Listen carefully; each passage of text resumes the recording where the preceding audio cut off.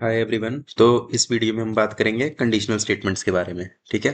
Conditional statements जो हमारी जावा में होती हैं वो होती हैं जैसे इफ एल्स इफ या फिर स्विच स्टेटमेंट। ये सारी हमारी होती है कंडीशनल स्टेटमेंट। तो होती क्या है कंडीशनल स्टेटमेंट? तो कंडीशनल स्टेटमेंट होते हैं जब हमारा कोई अगर फ्लो है, अगर हम वो किसी एक पर्टिकुलर कंडीशन के लिए चलाना चाहते हैं, ठीक है, तो वो हम कंडीशनल स्टेटमेंट के थ्रू करते हैं। ठीक है।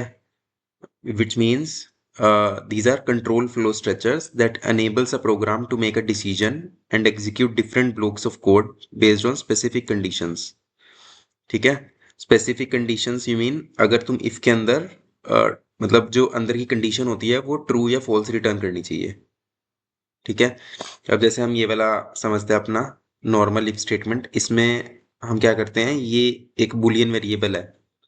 इस टी एक्स इन फ्लोट अगर तुम ये देखो कि बुलियन वेरिएबल है, तो अगर इसकी वैल्यू ट्रू होगा तो ये इस ब्लॉक को रन करेगा, इफ ब्लॉक को, अदरवाइज वो स्किप कर देगा, वो रन नहीं करेगा। ठीक है। तो जावा के अंदर हमारे पास एक कंडीशनल स्टेटमेंट होती है इफ, फिर होती है इफ एल्स, एक होती है इफ एल्स लाइक दैट, और उसके बाद आते हैं स्विच स्टेटमेंट्स।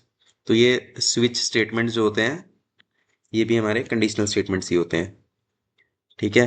अब हम बात करते हैं क्या करके। तो मैंने एक ये छोटा सा प्रोग्राम लिखा है जिसके अंदर हम स्कैनर से पहले इनपुट लेते हैं। सपोज हमारे पास एक ई कॉमर्स एप्लीकेशन है और उसमें हम पेमेंट प्रोसेस कर रहे हैं कि भाई यूज़र ने पेमेंट करी, कौन सी करेंसी में करी, क्या कुछ है। तो उसके लिए, तो अभी के लिए मैंने 3 पैरामीटर लिए हैं just to understand these conditions.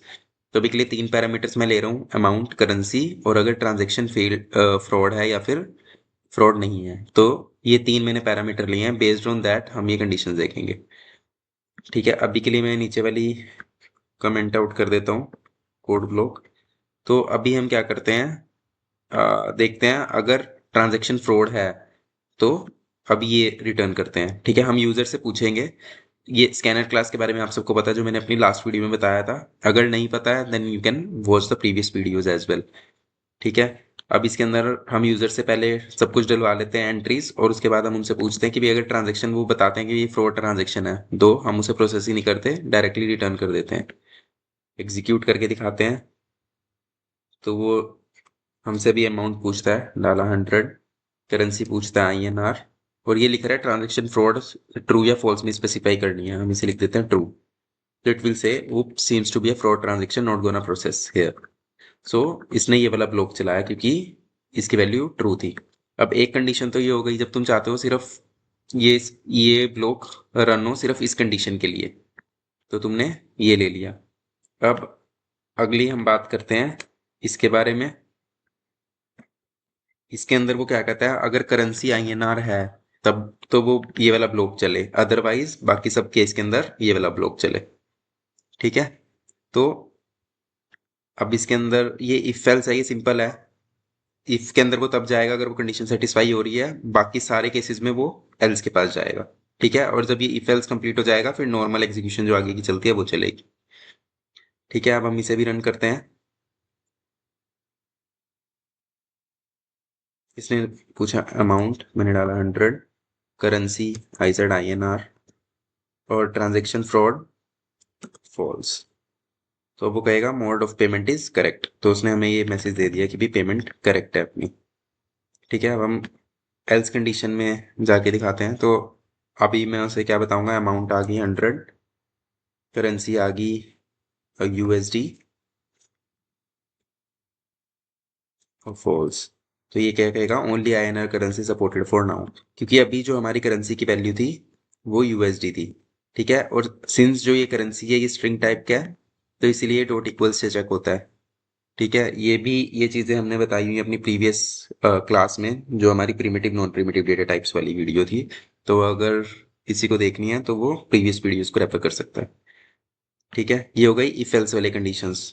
अब इसके बाद हम बात करते हैं मल्टीपल स्टेटमेंट्स की, इफ एल्स। इसके अंदर हम क्या करते हैं, पहले इफ कंडीशन पे जाता है, वो चेक करता है कि भाई ये कंडीशन ट्रू है, अगर ये कंडीशन ट्रू है तो इस ब्लॉक को रन करेगा।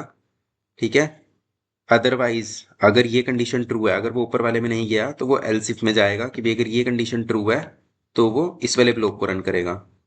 अदरवाइज अगर ये वाली कंडीशन ट्रू है एल्स इफ अगर ये वाली कंडीशन ट्रू है तो इसको करेगा, अगर इनमें से कोई भी स्टेटमेंट ट्रू नहीं निकल के आ रही है तो फिर वो एल्स में जाएगा। तो इसमें हमने सारे चेक्स लगाए हैं, अगर ट्रांजेक्शन फ्रॉड है तो वो इसमें चला जाएगा। उसके बाद अगर ट्रांजेक्शन फ्रॉड नहीं होती है फिर वो अगला एल्स इफ चेक करेगा, जो अमाउंट वो एंटर कर रहा है यूजर वो 0 या 0 से कम है तो मतलब अमाउंट सही नहीं है। इसी तरह फिर वो दोबारा एल्स इफ में जाएगा, अगर करेंसी आईएनआर नहीं है then it will go to here. ठीक है, और इसके बाद अगर ये सब कुछ ठीक होता है तब वो कहेगा कि भी ठीक है सब चेक्स पास्ड है तो पेमेंट प्रोसेस हो रही है। ठीक है, इसको भी रन करके देखते हैं। ठीक है, अमाउंट सपोज अभी मैंने 0 डाल दिया, करेंसी मैंने आईएनआर डाल दी और फ्रॉड नहीं है ट्रांजेक्शन, तो ये क्या कहेगा, invalid payment amount, amount must be positive. ठीक है, क्योंकि वो इस वाले केस में चला गया, बाकी ऊपर वाले दोनों केस ट्रू हो रहे थे, फॉल्स हो रहे थे, तो इसलिए वो ना इसमें क्या ट्रांजेक्शन फ्रॉड थी, नहीं फॉल्स था तो इसमें नहीं गया। उसके बाद अमाउंट लेस देन 0 था, नहीं मैंने 1000 डाला था, ओ सॉरी 0 डाला था, सो दैट्स वाई वो इसमें आ गया। अब इस बार वो पूछता है, अमाउंट मैंने 1000 डाल दिया, करेंसी मैंने अपनी करेक्ट डाल दिया आईएनआर, फ्रॉड है नहीं है। तो अब इस केस में क्या होगा, सबसे पहले वो चेक करेगा ट्रांजैक्शन फ्रॉड है, हमने डाला फॉल्स को नहीं है तो वो इसमें नहीं जाएगा इफ स्टेटमेंट में। फिर वो एल्स इफ में गया, उसने चेक किया अमाउंट, अमाउंट 1000 है, क्या 1000 लेस देन इक्वल टू 0 है, नहीं है तो वो इसमें भी एल्स इफ में भी नहीं जाएगा। फिर वो अगले एल्स इफ में आया, करेंसी आईएनआर है ट्रू, तो अगर ये आईएनआर है तो वो इसमें भी नहीं जाएगा क्योंकि आगे नोट लगा हुआ है। ठीक है, तो ये नोट क्या चेक करेगा, if currency dot equals INR, currency equal है आईएनआर के, हाँ आईएनआर है ट्रू, उसके बाद इसको नेगेट कर दिया उसने नोट के साथ। ठीक है, इसके बारे में भी हमने अपने प्रीवियस वीडियो में डिस्कस कर चुके हैं, तो ये वही है। तो ये भी फॉल्स हो गया, इस पे नहीं जाएगा, तो वो जाएगा यहाँ पे कि भी सारे कंडीशंस प्रोसेस पास्ड हैं तो पेमेंट प्रोसेस करो। ठीक है, फॉल्स के बाद हमने एंटर किया, then it says payment of 1000 INR process successfully. तो ये है हमारी multiple if else if conditions.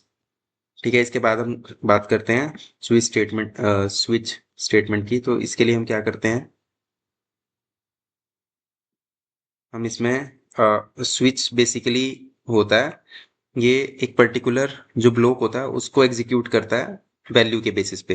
अब ये मैं कैसे कह रहा हूँ, अब हमने लगाया यहाँ पे स्विच, सॉरी स्विच, और उसके बाद हम अपना एक्सप्रेशन बताते हैं कि भाई हम स्विच किसके ऊपर लगा रहे हैं। सपोज मैं अमाउंट पे स्विच लगा रहा हूँ। ठीक है, तो अब इसके हिसाब से वो इसको चेक करेगा बाकी सारे केसेस के साथ। अब मैंने केस में डाल दिया आईएनआर और यहाँ पे मैंने डाल दिया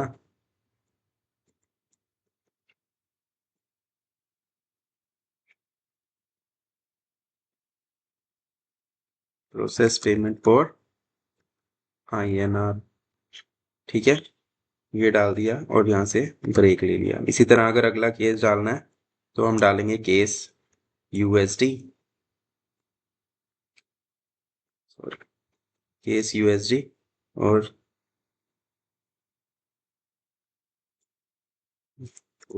यूएसडी। इसी तरह एक डिफॉल्ट केस होता है इसके अंदर कि भाई अगर कोई कंडीशन मैच नहीं हो रही है तो ये डिफॉल्ट के पास जाता है।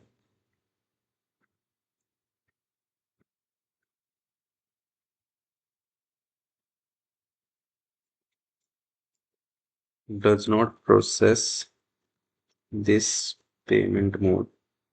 ठीक है, तो वो ऐसे करता है। अब इसके अंदर हमें सिर्फ अमाउंट की जरूरत है, बाकी सब चीज़ को हमने यूज़ नहीं किया है, तो अभी के लिए हम इसे भी कमेंट कर देते हैं। ठीक है, अब हमने अमाउंट के ऊपर लगाया, अब इसे चेक करते हैं।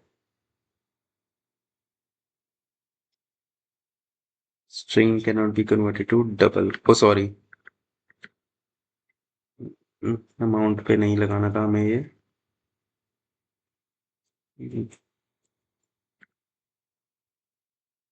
करेंसी।